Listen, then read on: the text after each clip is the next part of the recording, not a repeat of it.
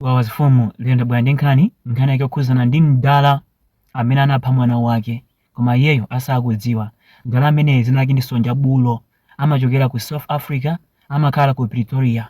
Mwana wakeyo zina lake ndi Prudence amakhala ku Limpopo. Mdala ameneyu adapha mwana wake koma iyeyo asakudziwa, ndipo zinthu zimenezi wazikamba yekha dzulo muchalichi akuti amaulula zoyipa zimene wakhala kupanga.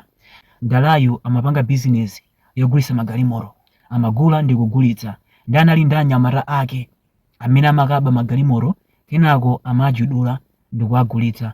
Ndi adawauza anyamata ake aja ndikufuna galimoto ya Shelly 2026. Galimoto imeneyi ndi yodula, ndi 800 or 700k.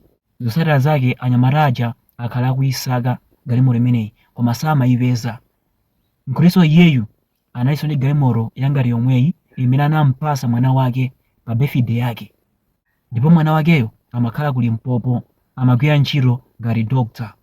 Ndi anthu aja akhala akuyisaka kwa nthawi yayitali koma galimoto ija samayipeza.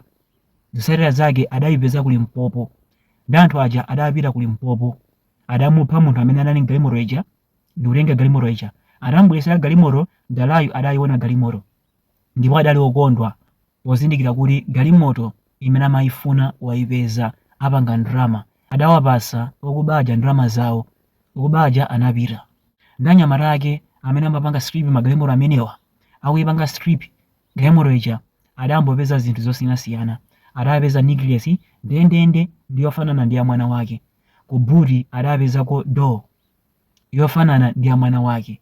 Ndi iyeyu analodabwa zokhala bwanji komabe sanazitengere. Atafika ku nyumba anati ndiyimbire foni mwana wanga ndimfunse kuti ali bwanji. Anayimba foni ya mwana uja simapezeka. Ndi anali ndi nkhawa.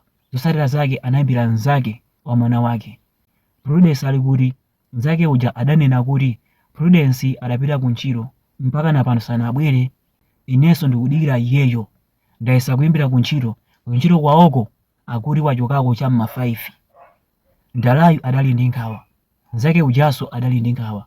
Adapita ku polisi kukatsegula mulandu woti munthu asowa ku Limpopo kuja. Zotsatira zake apolisi adambofufuza, anampeza mwana wa Mdalayu ataphedwa, ataponyedwa mu Chile. Kenako Mr. Sonja Bulo adalandira foni yochoka kwa mnzake wa Prudence lampeza koma ataphedwa. Mr. Sonja Bulo adathamanga adapita ku Limpopo, chongomuona adalidi mwana wawo. Ndi pamene anazindikira kuti okay, mwina galimoto ija anampanga chipongwe mwana wangayo. Zotsatira zake adakanika kupita ku polisi kukatsegula mulandu chifukwa chakuti anyamata aja adali ake, adawatuma ndi iyeyo. Zotsatira zake Mdalayu adangoganiza zosiya ntchito imeneyi, ataphedwa mwana wake. Ndiye panopa anapita kwa pastor amakamba zokhuzana ndi moyo wake ndi zoyipa zimene amapanga. Ndi apapa pastor amupempherera. Ndinabweranso ndi nkhani imeneyi ndi cholinga choti anthu ena ake mutengere phunziro. Akuluakulu amati choyipa chisatamwini, komanso chimo lina lililonse limene ukupanga udzamufunsa Mulungu pammawa.